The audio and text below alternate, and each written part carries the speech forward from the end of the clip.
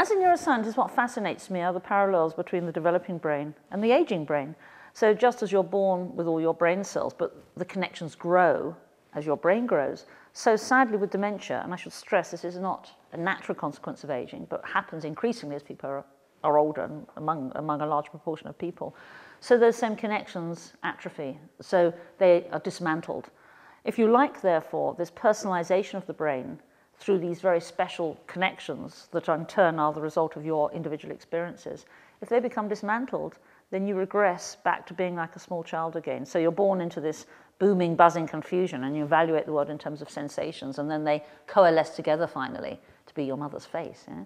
If those things gradually get dismantled, sadly, you no longer, in the end, recognize people, even those who trigger lots of connections, who meant a lot to you. So what fascinates me is how we can keep those connections working. Now, in my own laboratory, what we're trying to do is look at the neurochemistry, the molecular and cellular basis of this, as are many, many people in the world. And we hope that this eventually could lead to appropriate drug targets for alleviating neurodegeneration. But until that moment comes, what we're trying to explore, rather like we would with the developing brain, is how can we so manipulate the environment to allow these connections to prosper so that they're as strong as possible. And I've recently endorsed a product, as I thought was very appropriate, called MindFit. And MindFit is a special software program for the so-called worried well. That's to say people without Alzheimer's, but people who are over 50. Depressing thought, given I'm over 50.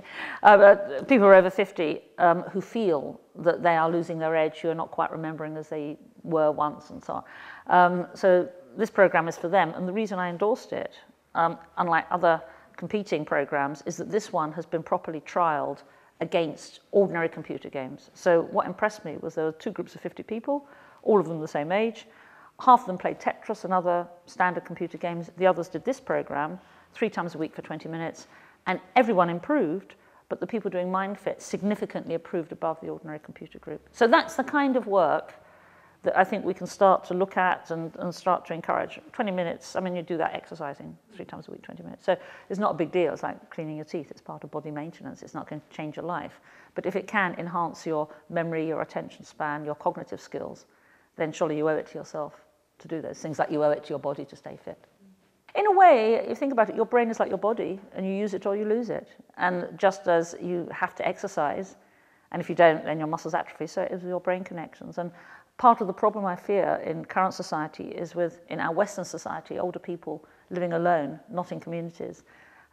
If you're not stimulating or interacting, anyone would therefore atrophy. And I think it's very important that we think very much about the quality of life for older people, ensuring they have interactive and stimulating environments.